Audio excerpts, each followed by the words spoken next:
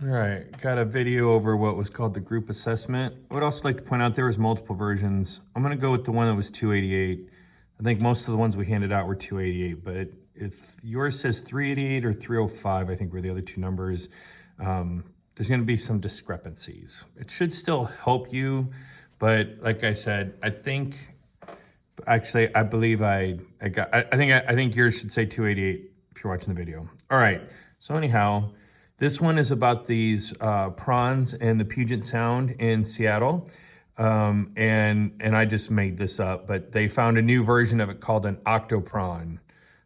So anyway, so then they wanted to see what, if there's, somebody suggests that there's a majority of the prawns are the new octoprawns, and so we're gonna find out. So we get a random sample of 573, which that's a little iffy. Like, how do you get a random sample of prawns? But we're just going to assume that the prawns they collected were a true random sample of that. And then we're gonna be looking to see if it's majority. Majority means 50%. So the null and alternate, the null is gonna be that the true population proportion is equal to 50%. The alternate is that it's greater than 50%. Alpha 5%, and P is the true population proportion of prawns in the Puget Sound that are the new octoprawns. Hopefully that was pretty doable step for us. All right, this is a one sample z-test for P. A random sample of prawns were found, and it just said random sample in the problem, but there you go. And we're gonna assume that there are at least 5,730 prawns in the Puget Sound. And again, we're not gonna worry if we don't really say, well, that's too many, but I assure you, they probably pull 10 times that out a day. If you ever go to Seattle, every restaurant has prawns. And if you like shrimp, I think they taste a little bit better than shrimp. I had a lot of prawns. They were the cheapest and the best tasting thing on the menu. Anyway, so then the large counts condition on this one, we use 50 for both of these. 50% here because this is 50%, and the second 50 is because they're hundreds partner. But both of those are greater than equal to 10. All right, then for the calculator, here's the numbers. And that p-value, 45%, that's probably about as big as the p-values you're gonna get, but that's just the way it goes sometimes. So on this problem, remember, we're gonna go stat, slide over to test, and then we want number 5, one prop z test. Remember, we got intervals down at the bottom, test at the top on this menu. So I take 5. It says, what's p naught? That's gonna be 0.5, because p naught is where whatever p is equal to at h naught is what p naught is. It doesn't exactly work that way, but that's what we're going to do to get the right answer. And we had 288 successes out of 573 trials. And we're trying to show that it's more than 50% or more than the number. And there's the values that I get. So hopefully you can get that plugged in and get that all figured out. And then the p-value is greater than alpha. We failed to reject. There's not sufficient evidence that the majority of the prawns in the Puget Sound are the new octoprawns. And then what type of type error could you make? Well, since we failed to reject, it's going to be, we could have made a type 2 error. The other forms, it was that you rejected and then you could have made a type 1 error. This one is type 2. And we suggest that a majority of the prawns are not octoprawns when in fact they are the majority. And this was a group assessment and any reasonable consequence. Some students got really creative and into it and started talking about how they're gonna overharvest this one prawn and it'll collapse the population of prawns and etc. And some of them just struggled and said, well, they'll have insufficient data or the wrong data or whatever. But anyhow,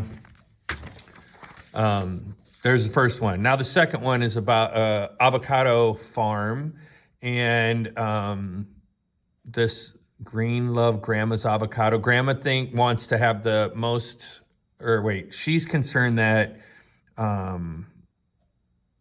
we're trying to see if her trees have less trees than Adam's.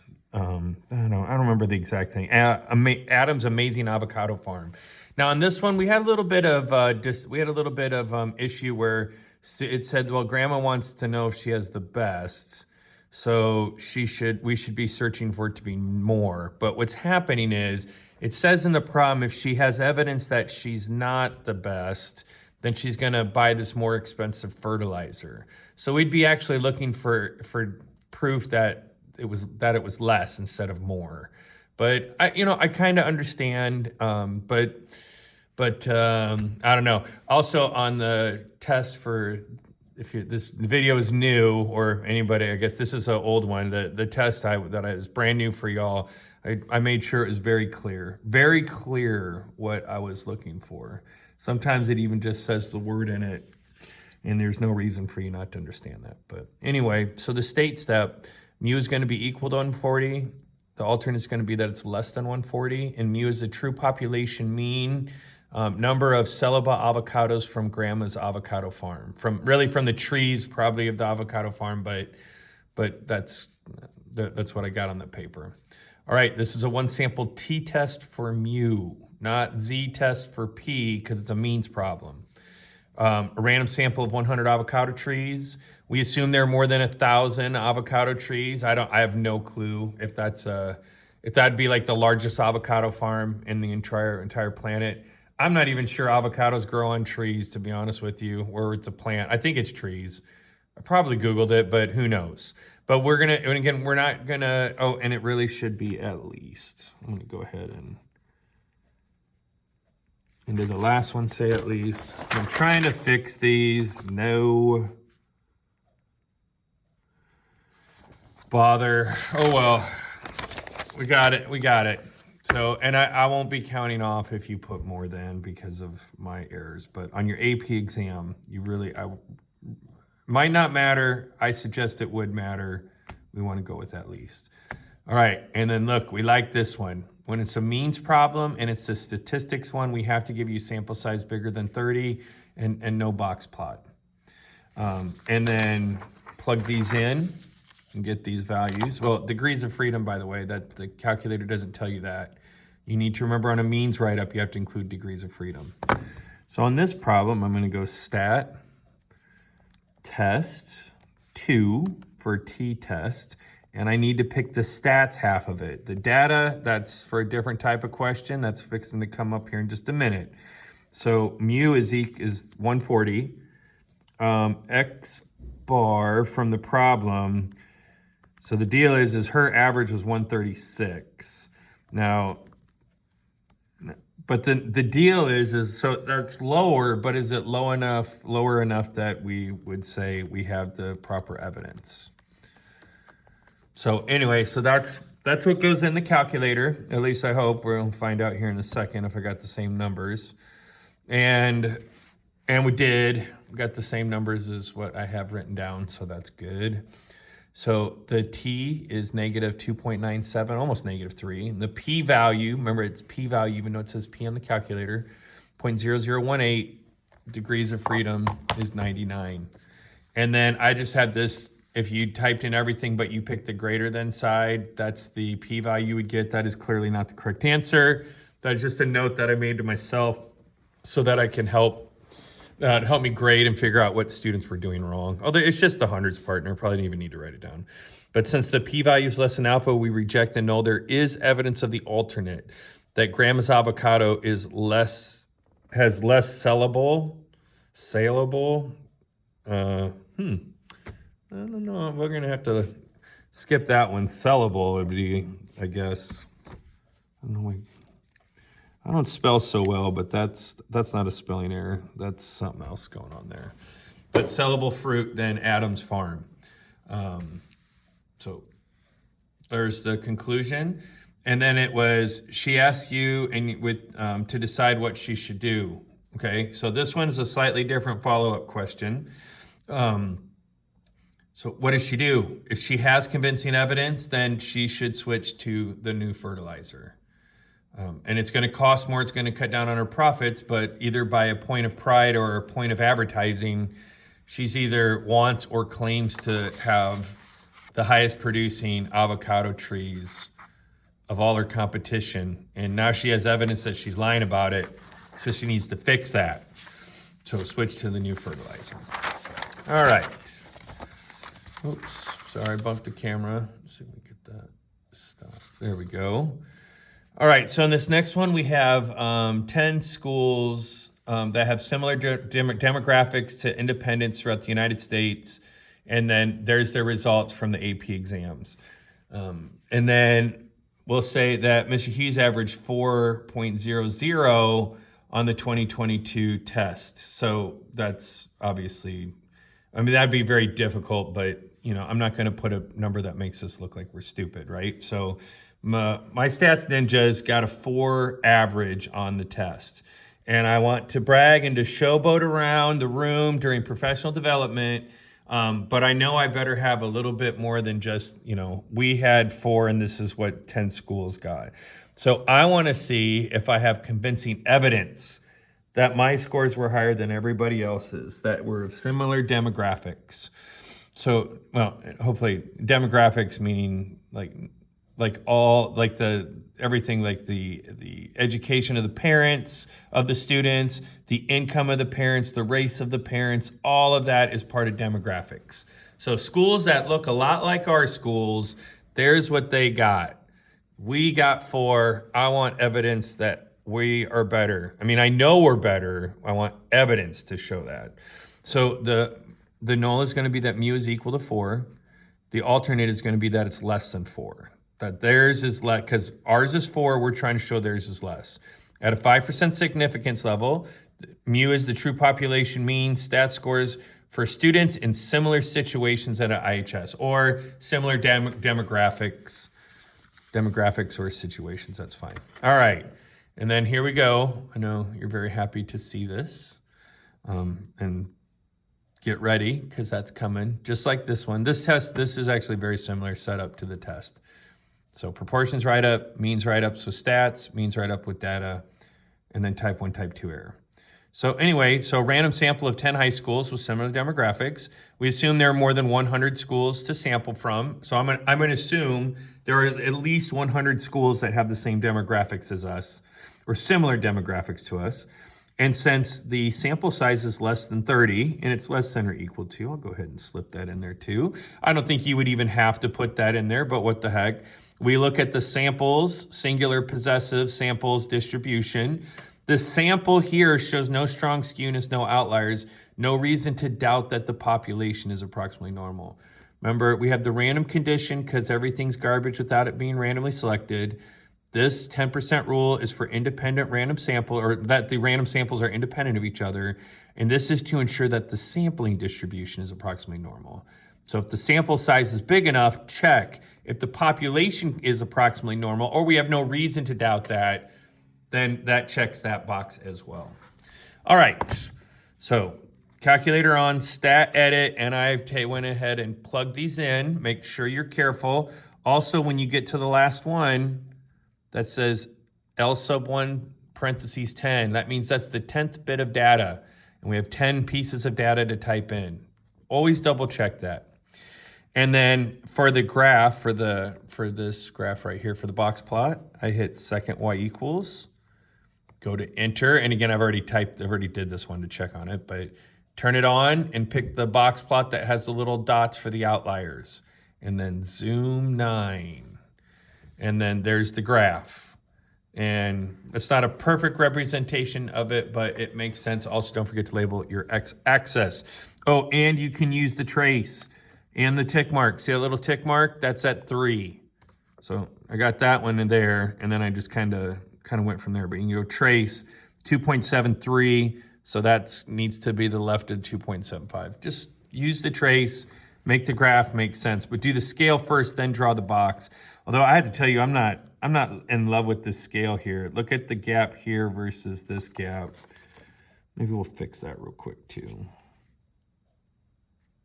Yeah, we'll see about that. That's not perfect, but it definitely looks better. Also, remember, it's the eyeball test. If I look down and I see it without looking for it, then it's going to be a problem. All right, now to do so that's the box plot, and then stat test. Oops, I hit enter. I want to stat test 2.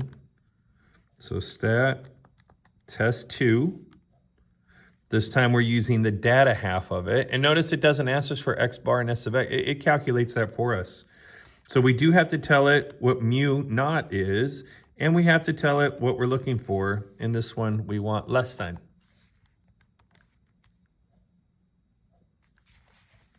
Okay, and then make sure when you see this p-value, if that number is bigger than 1, you need to track to the right, and it's this e to the negative business. And as soon as you see e to the negative, you can just say approximately equal to 0. And then since p-value is less than alpha, we reject null. There is convincing evidence that the true population proportion, or that other schools with our similar demographics scored lower than us on the AP stats test, because of course they did. Didn't even need to run the data for that one. All right, then the questions on the back, which unfortunately this one has no back, but I'm gonna just show you.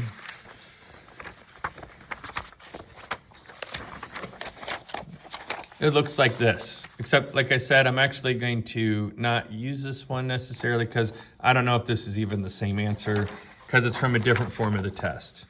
So we want type 1 and type 2 errors for both problems. I'm gonna go through this a little bit more detail, but we need to make sure that we're ready for type 1, type 2 errors. So it says go back to question 2 and go back to question 3. All right, so for a type 1 error, well, remember this one failed to reject. That's pretty easy to remember because 2 and type 2, so this means we rejected. Now I don't include this in my answer, but I'll just stick it over here on the left.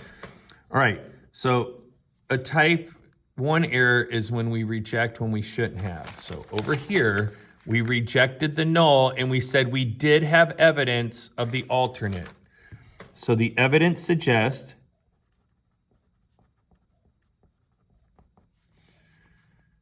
that that the mu is less than 140. We suggest that grandma's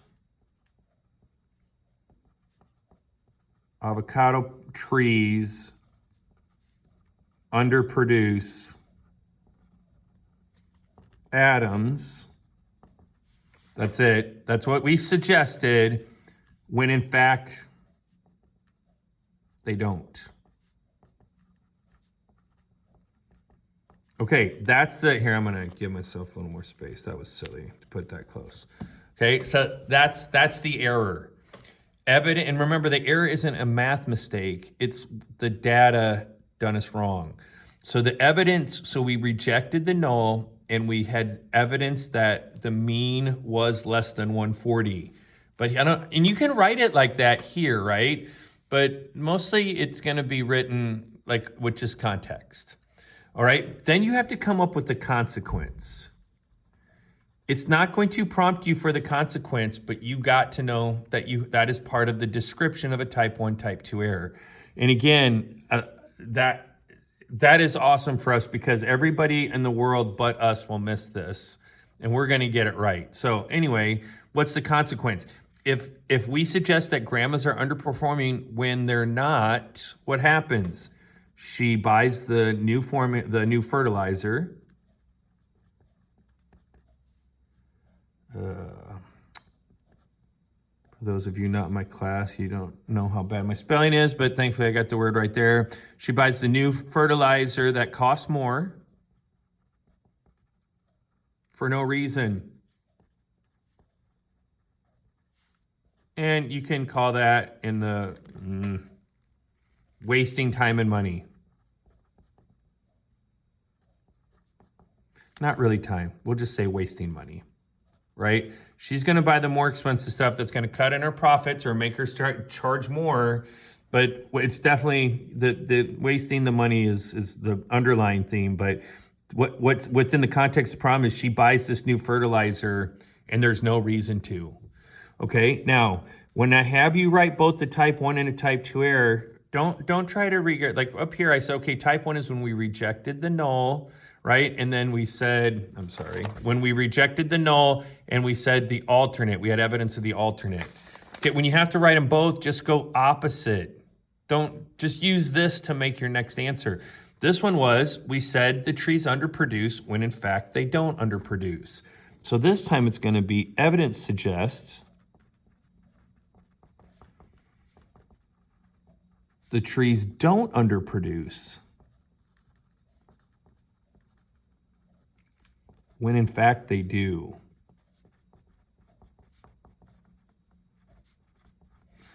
So the consequence on this one is that she doesn't switch when she should, but what does that mean within the context of the problem is she's not going to have the best trees. Now again, that might not even really matter, right? But she is claiming she has that, so she could hurt her reputation. It could be found out later by someone or somebody. Again, I don't know how this works, but that she's lying. And she gets sued for it, right? She's leaving herself open for issues because her trees, doesn't have the best trees. Or it's just gonna burn her craw that she does not have the best trees, or they're gonna find out later, and she knew she could have fixed that with the fertilizer. So evidence suggests the trees don't underproduce when in fact they do. This means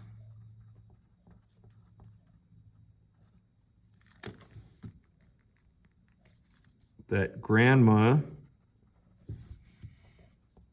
will not have the best producing trees.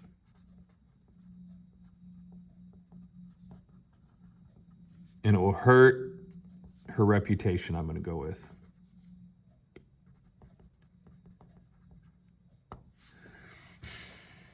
Oh, consequence. You don't have to label the consequence. I'm just doing that for notes purposes. So your answer would look like this. That you wouldn't separate the consequence. But anyway, just make sure that we understand that. And then which one's worse? Well, to be honest with you, because let's start over. To say which one's worse, you're going to compare the consequences. And then you make a decision which one you think it's worse and explain why.